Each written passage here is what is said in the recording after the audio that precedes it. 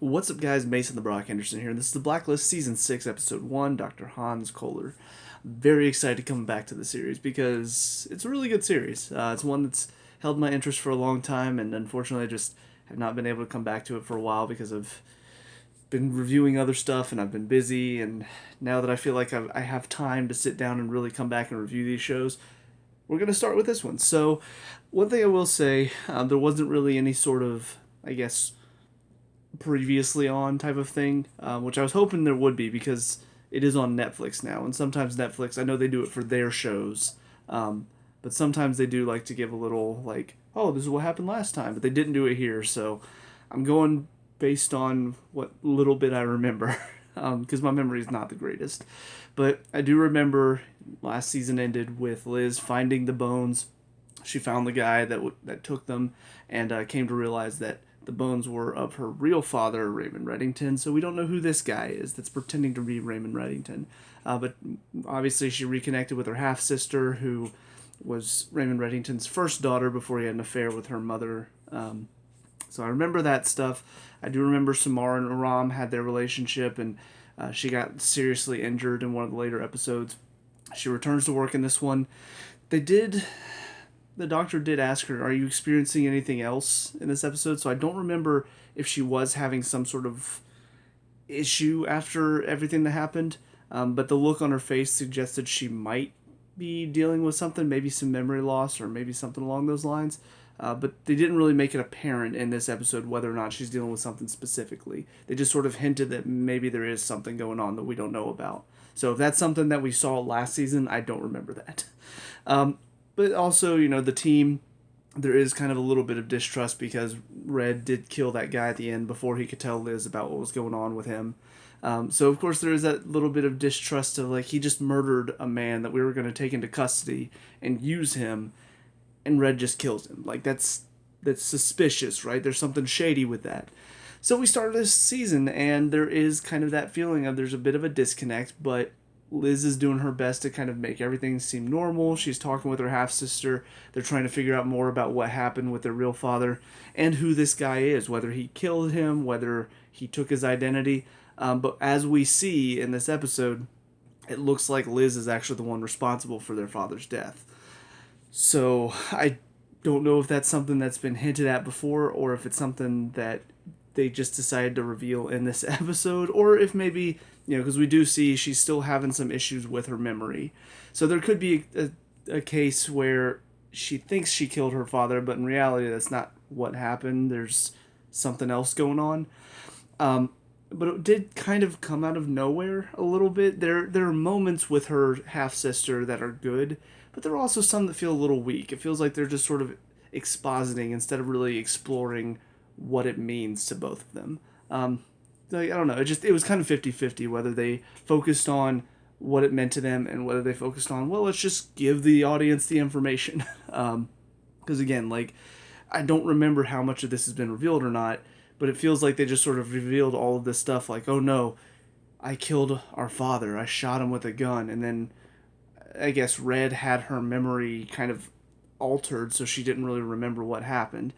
All of that stuff, I'm just like, is this something we've already known half of it, or we didn't know any of it, and we just now are figuring out all of this at this moment? Like, what does any of this mean?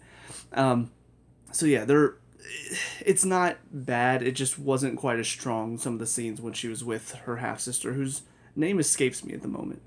Hopefully I'll remember it in the next couple episodes, but that's kind of all the stuff that happens there. It was just, I don't know, I wanted to be more gripped by it than I actually am. The gripping scenes for me, though, were the ones between Liz and Red, because this whole dynamic of she's trying to lie to him, well, he's also lying to her, and they both can tell that the other are hiding stuff from them, but Red, I don't think, realizes how much Liz is hiding from him, I guess. Or maybe he does, and he's just playing along because he still cares for her for some reason. And that's kind of what I'll be interested to figure out is, what is his deal? Like, why does he still want to treat her as a daughter even though he's not her father? Like, or is all of that just an act that he's putting on? I'm not really sure, and I'm curious to find out what led to this outcome where he's pretending to be her father. He's pretending to be Raymond Reddington. I don't know. It's a lot of possibilities out there, and I know they're done with the 8th season. I'm not sure if they have a 9th season or not. I'll have to check that out after I'm done reviewing this episode. But clearly, they still have a lot more story to tell. So, yeah, I don't know what to expect. Maybe he'll be like another family member or something along those lines that decided to take on the appearance of Raymond Reddington because his previous identity, even though he still cares for her, was still a bad guy. I don't know. I just throwing out a bunch of random stuff. I have no idea what happens. Thankfully, I've not been spoiled on anything that comes in the next 2 seasons. So that's good to see. But overall, I mean, I'm very intrigued because this relationship that they have right now, it is kind of a tense one. Like every scene, they're both trying to play it as nice, but there's this underlying feeling of there's something wrong. There's something wrong here. And it comes after several seasons where it felt like they had finally formed this bond of trust where they were working together and things were fine. And even though Red was doing stuff that Liz didn't always like, it still felt like they had a good connection and they were able to work together well. And they would at least trust that if the other one was hiding something, it was for a good reason. Now, it feels like we've gone back more to season 1, where it's like if Red's hiding something from Liz, she almost doesn't trust that it's a good thing. She thinks it's something to just benefit him and hurt other people around him. So, yeah, a lot of really good scenes there.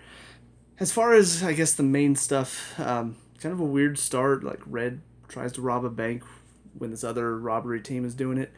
Don't really know what that led to. Like, he manages to get them out of there, but then they fail because the back of the truck that they're in pops open and they start shooting at the cops, and so Red just dumps them off anyway. And then the one thing that he went to the bank to get, he finds out it's a painting that needs to be returned to its owner, and so he takes it back and has the guy send it to him. I don't know. I don't know if that's going to tie into anything. It just seemed very random. It seemed like Red even says, I just wanted to do it to see if I still had it. I think this is going to be a good year. Okay. I don't know. It just seemed very random to me. Maybe there is some deeper reason that we don't know about yet, but for this episode, it just seemed like a random way to start it off.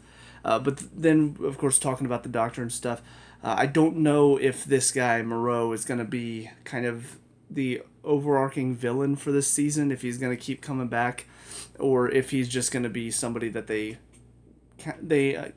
what's the word I'm looking for? Encounter. I'm thinking counteract. That's not the right word. If this is going to be somebody they just encounter one more time and then they catch him later on this season, I don't really know. I will say it is interesting that Moreau tends to be kind of like the big bad guy in a lot of these shows, because I just recently rewatched Leverage, and Damien Moreau was kind of like the big bad guy for one season. So it feels like they're setting him up to be a big bad guy for this season, but it could be not. He could just be, again, somebody we found him again. We've tracked him down somewhere. But I will admit I'm not really interested in this guy right now. Like, they've definitely done a good job of building him up to be scary and be like, oh, it's somebody you don't want to mess with. But the performance is kind of putting me off at the moment. I will admit, like, not really feeling the voice mainly. Like, he sounds like a guy that's had too many cigarettes, and when you do that, it doesn't really scare me. And the way they talked about him, it sounded like he was supposed to be a very scary guy, but watching him and listening to him, just like, you sound like that old man that plays a bridge every week and just smokes cigarettes, and now you talk like this all the time, and that's how your voice sounds all the time. It's just you can't. Yeah, sorry, you got a smoker's cough. Like, obviously he doesn't have a New York accent. I don't know why that came out of me, but that's what it sounds like, though. That's that tone, that graveliness. It's just not very intimidating. Like, you sound old and weak, but he's supposed to be this master assassin. So, I don't know. We'll see what happens with him. But right now, I'm just kind of like, I hope he gets better. I hope he's not going to talk in that voice the entire time. I hope it was just a voice he was putting on for this episode. Fingers crossed. Probably not going to be. We'll see. But yeah, that's about it for this first episode, though. Ready to see how the season goes. So on to the next one. See you there. And now, episode 2, The Corsican.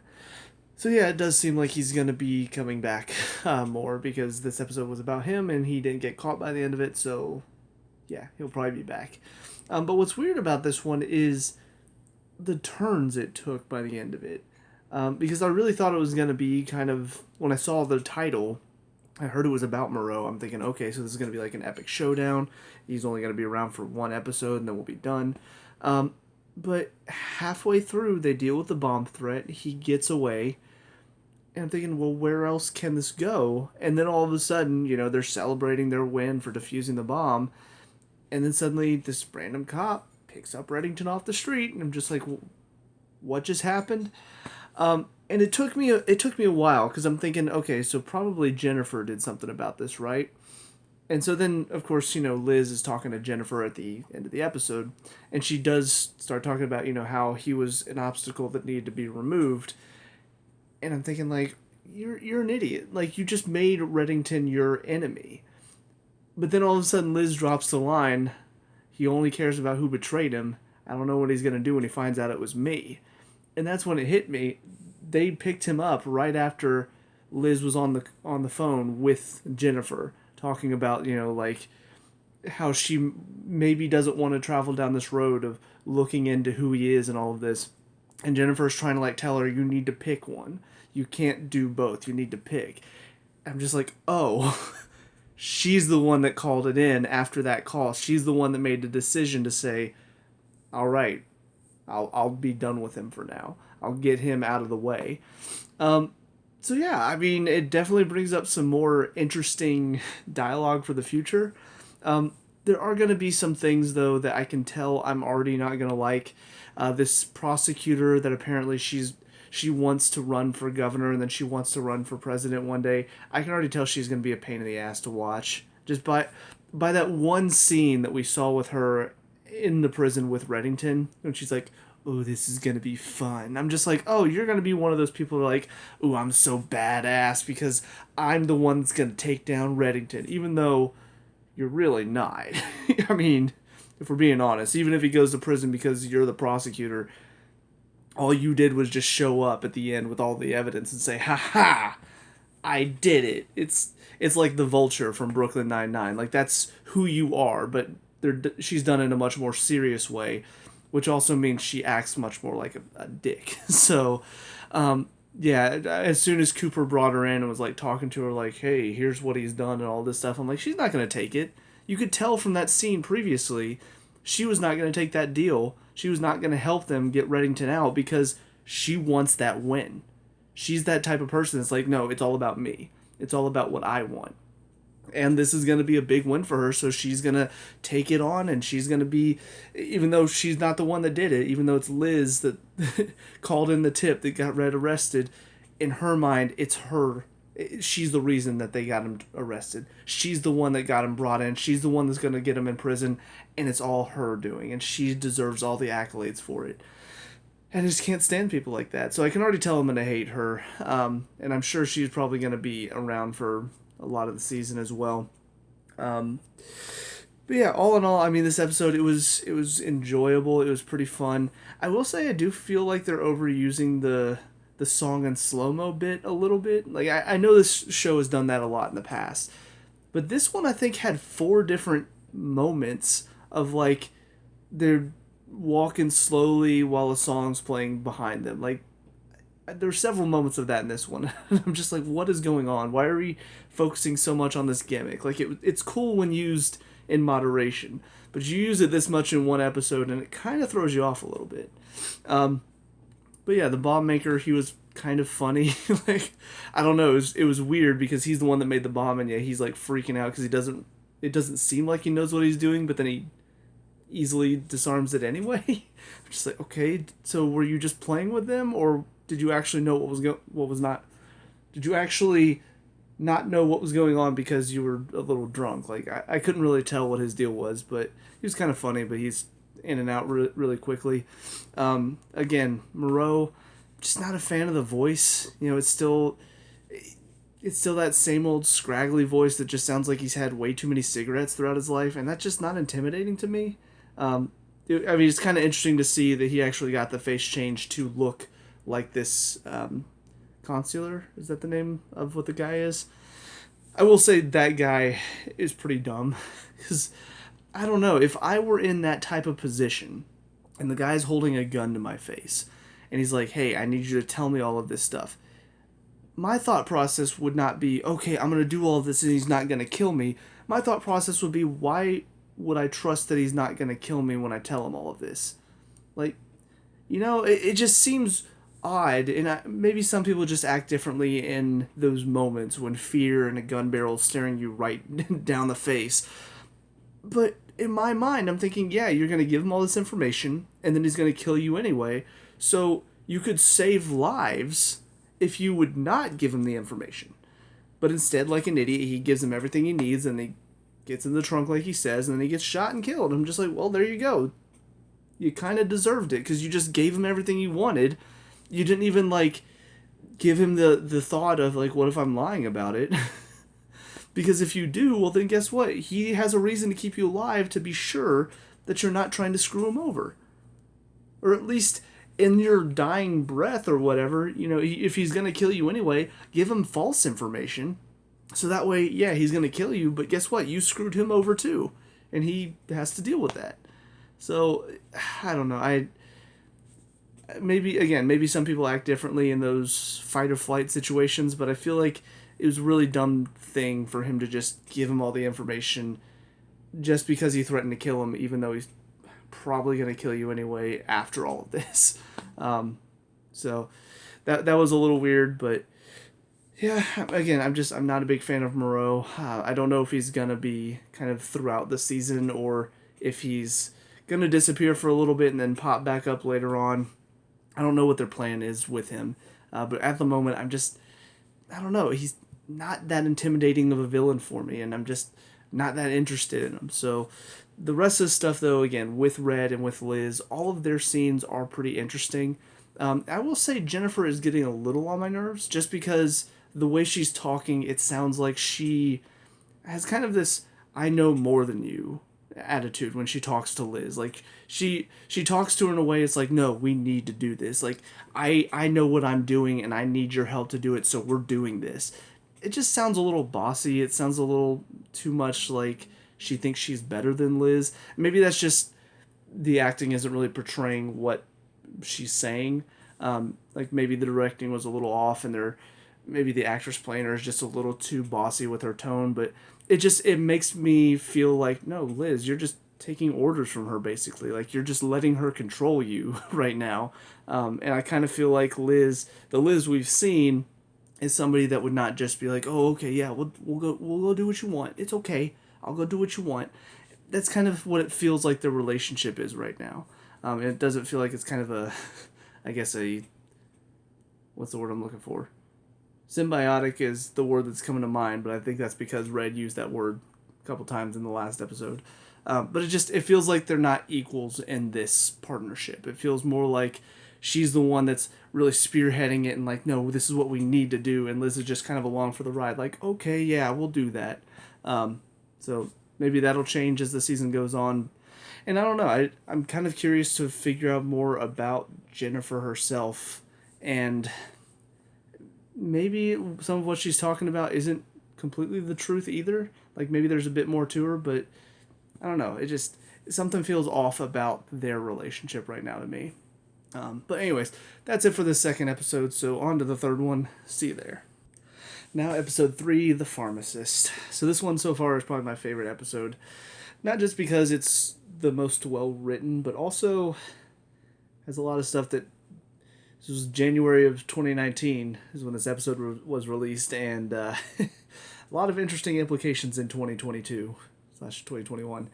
But yeah, so this one's basically about this guy who is doing these experimental researches into new medicine, all on his own, and Big Pharma sends in a little spy to mess up his treatment because they're making billions off of their treatment.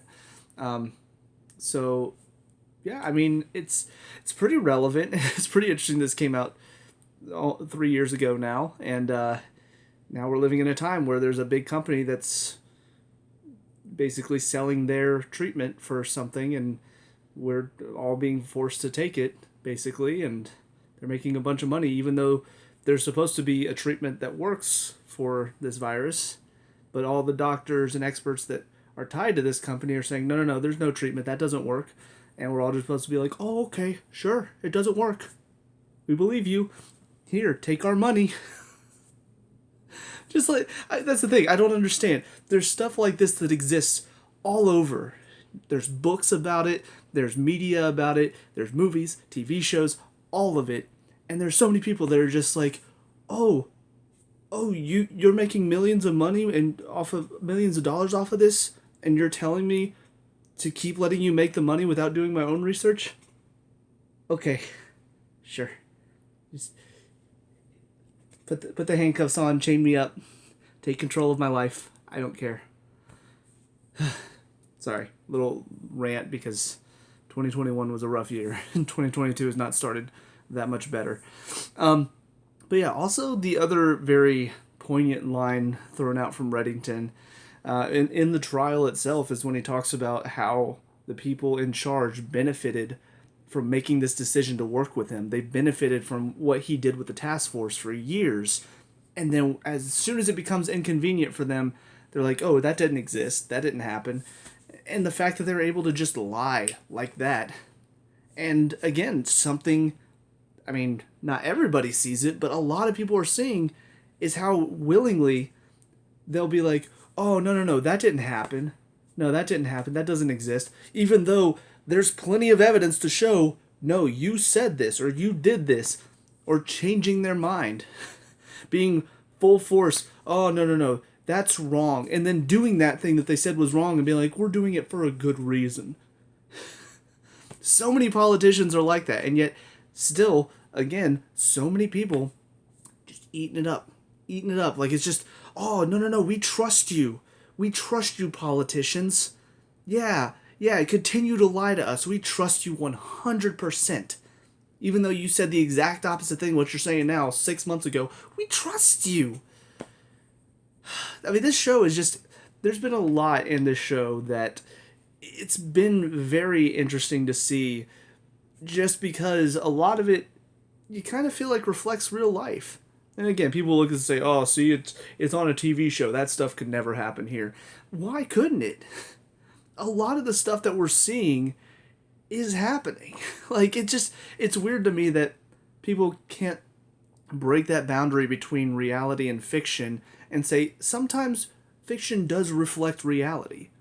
Just because you see it in a fictional way or a fictional setting doesn't mean you can't see it in a reality setting too.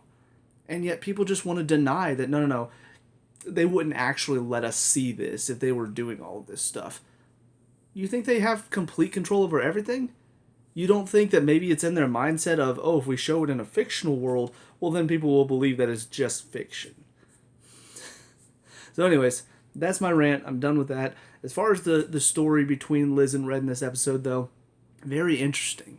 Because it feels like Liz is, again, she's kind of pushing, and it almost feels kind of dumb at this point now, because she already made the call to get him arrested, but then Red had a clever way to get out of it, brought up the immunity agreement, had Cooper step in and help, and I'm guessing that Liz is the one that tipped off the prosecutor about the gun.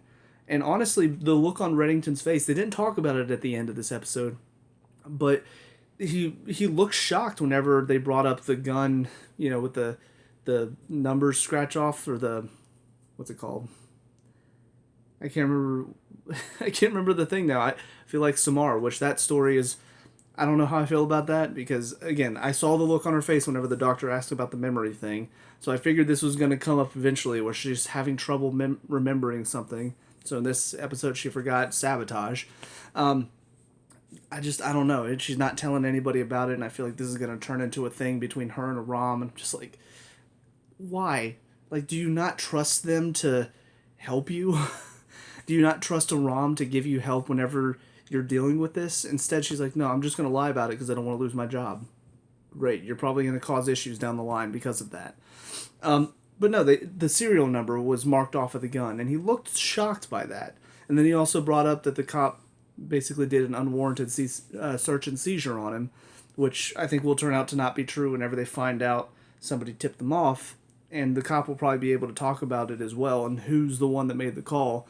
And I feel like it's just going to start leading back to Liz. Like, it's slowly going to give Red more and more clues that he needs to lead back to her. So I don't know. I feel like the more that she tries to make sure he stays behind prison, the more obvious her betrayal is going to get to Red. So I don't understand why she keeps pushing it. Like, you did your best. You tried to make him go behind bars so he'd be out of your way, but he's too clever for that. He's too clever. He beat you. The more you try, the more he's going to realize, no, she's an enemy to me. She's not on my side. Unless she has some clever way to get around that. But I don't know. Just from what I'm seeing, all I see is more clues to point back to you. So, but yeah, so I guess they're going to be talking about the gun. I don't know if we're going to have another court hearing in the next episode about the gun stuff. I don't know. I kind of hope not, just because we spent a lot of this episode in the court. I actually really did like the judge, because she showed she's not just one note, like, oh, like the prosecutor was very much like this, where it's like, he's a despicable guy, and just blah, blah, blah, and spouted all this stuff. The judge was very much like, no, I agree with you, however. And she showed that she was very thoughtful, I guess. She wasn't just blinded by rage and hate for everything that she's heard about Reddington. So I liked her character, and she was very good, kind of medium between the two. But yeah, the other thing to talk about, though, is whatever is going on with this doctor. I don't really have any,